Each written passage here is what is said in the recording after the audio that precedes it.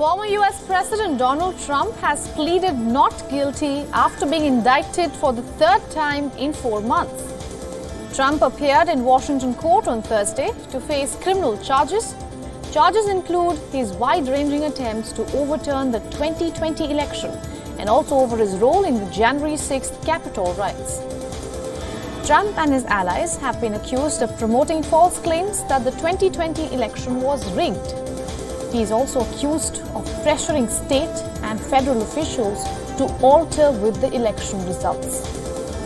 Trump has been released on minimal conditions that bar him to communicate with anyone known to be a witness in the case unless through an attorney.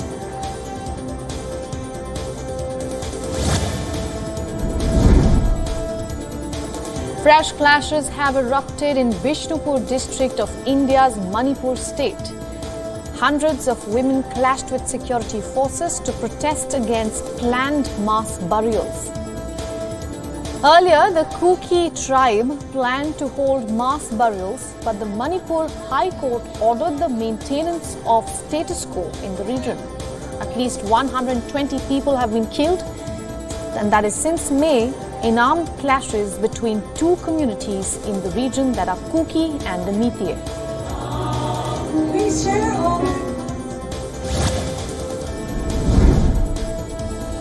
At least 8 people were killed after a freight train struck a pickup truck crossing the tracks in Thailand earlier today. The accident also injured at least 4 people. The 57-year-old truck driver told the authorities that he slowed down the vehicle at the sight of the approaching train. However, the passengers urged him to keep going, and that caused the fatal collision. As per Thailand's railway authorities, the deceased include an 18-year-old.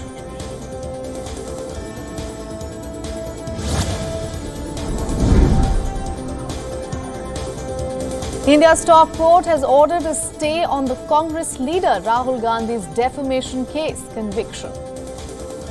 The defamation case over the use of the word Modi has costed Gandhi his position as the sitting member of the lower house of the Indian Parliament. The court said that the disqualification does not affect just Gandhi but also the electorates of his constituency.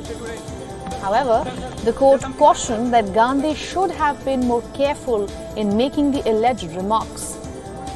The apex court bench heard Gandhi's plea against the verdict of the Gujarat High Court, which upheld the Congress leader's conviction.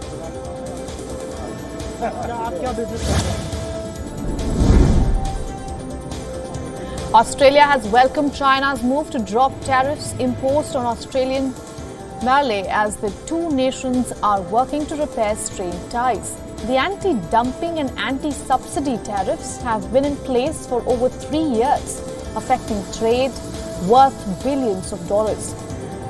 While citing the changing situation in China's barley market, Beijing's Commerce Office has said that tariffs will be dropped starting on the 5th of August. Australia's Trade Minister has called it a positive step in the full resumption of the trade between the two nations.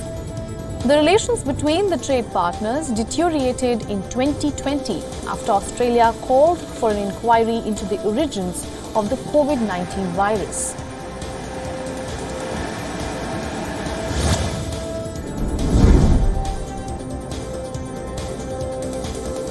The Archaeological Survey of India has resumed its survey of the disputed Gyanvapi mosque in Varanasi.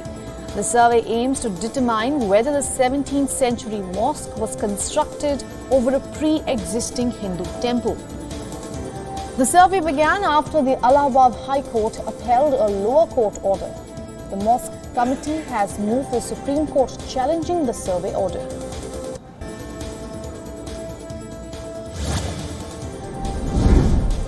Thousands of people gathered in Niger's capital to support the coup that toppled President Mohamed Bazoum's government. The protests were against the presence of France in the country as well as West African regional bloc ECOWAS. Demonstrators waved giant Russian flags and chanted anti-French slogans at the rally. The occasion also marked the anniversary of the West African country's independence from France in 1960. The protests come ahead of ECOWAS's Sunday ultimatum urging the coup leaders to restore Bazoum, the president, to power within a week or face the possibility of military intervention.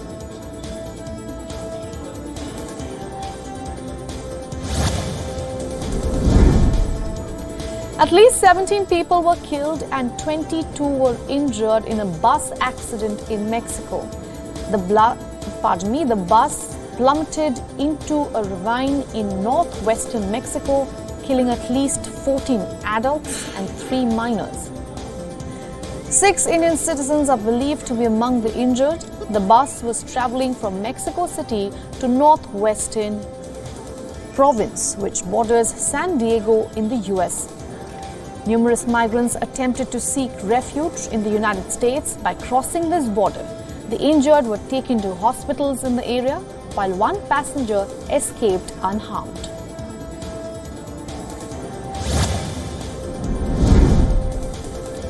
Italian lawmakers have backed a bill to extend the country's ban on surrogacy to couples seeking it overseas. The bill would make Italians seeking surrogacy in other countries liable for prosecution on their return home. The bill was tabled by Prime Minister Giorgia Meloni's far-right Brothers of Italy's party. The party won the September election on a campaign of nationalism and traditional family values. A member of her party also said that surrogacy was a crime even more serious than pedophilia.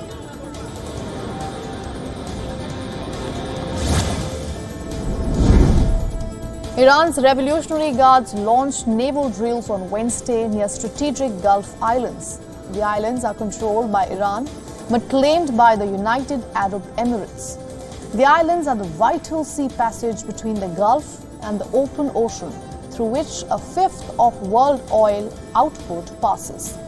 The maneuvers come 2 weeks after the United States boosted its naval presence in the Gulf. Iran stationed Ghadir cruise missile system and Fath 360 ballistic missiles, and also deployed AI unmanned surface vehicles, warplanes, helicopters and drones.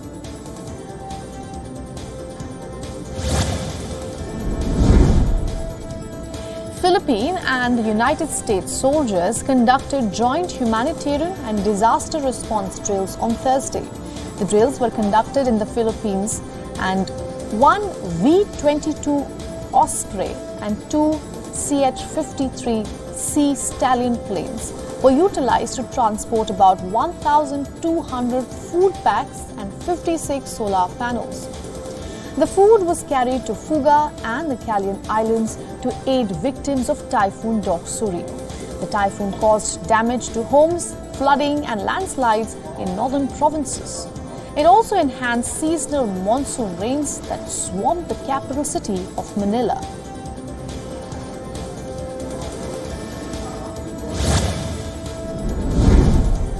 Brazil and Argentina performed joint military exercises at the Monte Caseros training site in Argentina's province.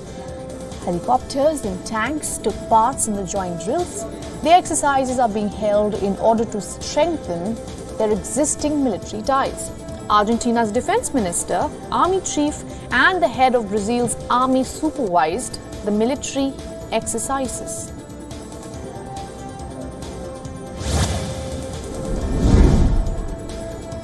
Indigenous people on the banks of a river opposed oil extraction activities in the Yasuni National Park in Ecuador.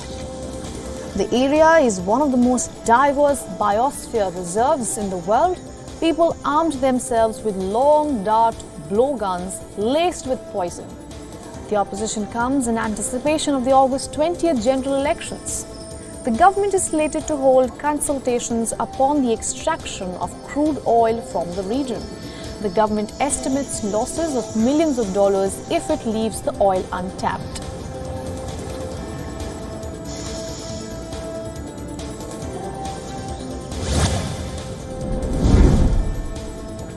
A suspect has been arrested in connection to dismembered human remains found in US's Delray Beach last month.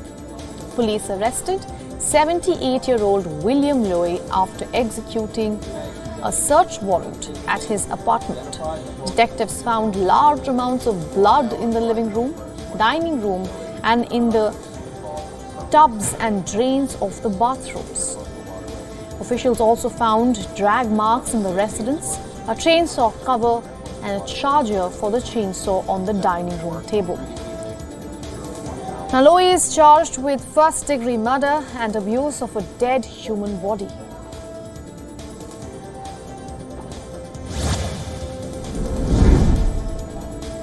A South Korean man stabbed commuters and wounded more than a dozen people at a station near Seoul on Thursday.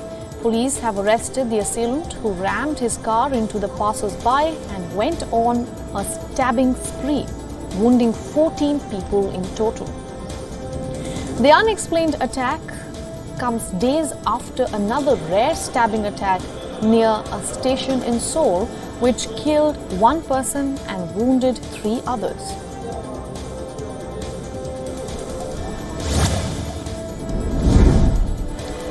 Pope Francis was welcomed by one of the biggest crowds ever seen in Portugal for the World Youth Day. He rode in an open vehicle called the Pope Mobile to a World Youth Day rally. Pope Francis was driven past people waving the national flags of scores of countries converging on the sprawling Edward VII Park. The gathering of 500,000 people was the largest in Lisbon since Portugal's soccer victory in 2016. The Youth Day event, which opened on Tuesday, will close with a papal mass on Sunday.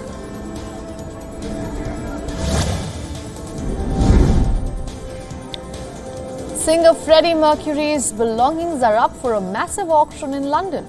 Sotheby's is auctioning hundreds of objects, clothes and manuscripts from the home of rock star Freddie Mercury. The collection includes his grand piano, stage costumes and the original draft of the hit Bohemian Rhapsody. Mercury's treasured Yamaha Baby grand piano has also been revealed and is estimated to fetch $3.8 million. Other collectibles include Japanese decorative arts, graphic arts, and ceramics.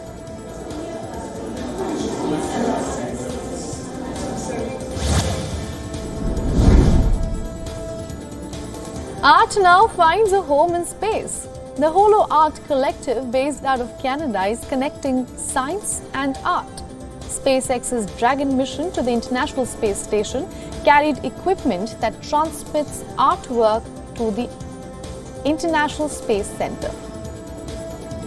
On board its Dragon capsule was a piece of equipment that allows a group called Holo Art to transmit artworks to the ISS before beaming them back down to Earth. The Art in Space project includes paintings, drawings, neuro-designed creations, and even AI-generated pieces.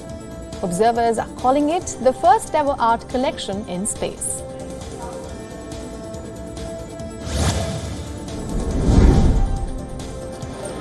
Bamboo bicycles made by a local workshop in Havana are hitting the streets of Cuba. The company is producing lightweight, eco-friendly cycles as part of a program funded by the Netherlands Embassy. The workshop has partnered with stay-at-home mothers and the deaf community to teach how to make the bikes and repair them. Those who take up Velo's course can be employed by the bike shop in the future or also open their own small businesses.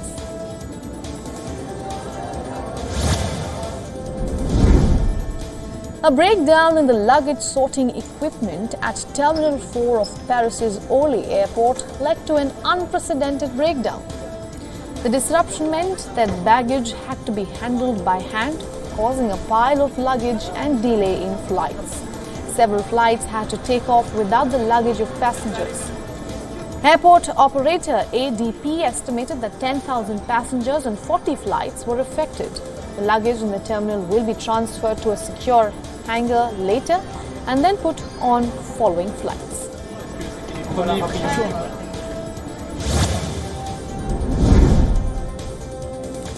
Deforestation in Brazil's Amazon has fallen in July to its lowest level since 2017. Satellite data from Brazilian Space Research Agency has indicated that 500 square kilometers of rainforest were cleared in the month of July, a 66% drop from the same period a year ago. Preliminary government figures boost President Lula da Silva's stature on environmental policy ahead of a summit of rainforest nations. The summit will be held in northern Brazil to discuss ways to protect the world's largest rainforest.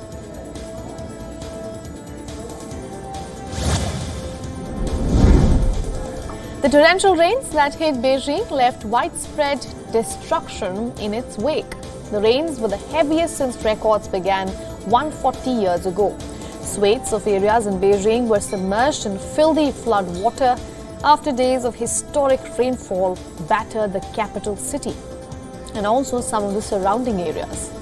Inflatable boats were used to transport instant noodles, bread and drinking water, some basics, to besieged residents. Several areas were also left without power or mobile phone signal.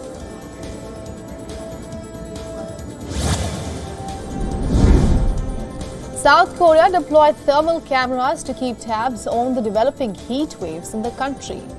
Seoul landmarks appeared red hot on a thermal camera as parts of the country recorded temperatures over 38 degrees Celsius this week. The thermal camera footage showed how hot or cold the objects are in its screens with colors. The redder the color, the hotter it is. The first time since 2019, South Korea raised the heat warning level to the highest earlier on Tuesday. At least 16 people have died because of the heat so far.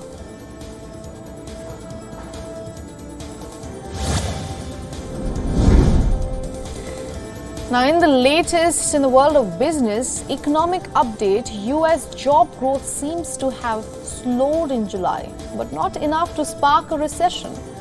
The Federal Reserve's cautious interest rate increases have helped stabilize the situation.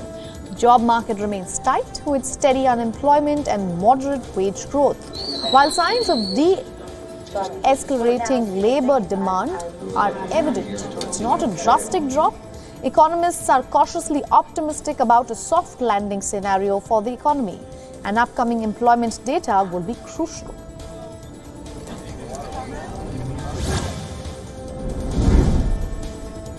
In a bid to accelerate investment in manufacturing and revitalize the Indian economy, the government's production-linked incentive scheme is under review. The $24 billion initiative aims to bolster private investment and job creation, especially in manufacturing. However, progress has been mixed, with only a few sectors showing success so far.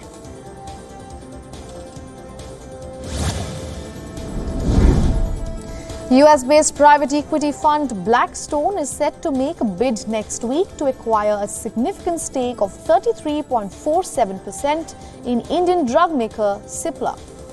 According to media reports, the move will mark the exit of the founding Hamid family from the company, which they established back in 1935. If the bid is successful, an open offer for an additional 26% of Cipla will be triggered, potentially giving Blackstone ownership of up to 59.4% of the company's stake.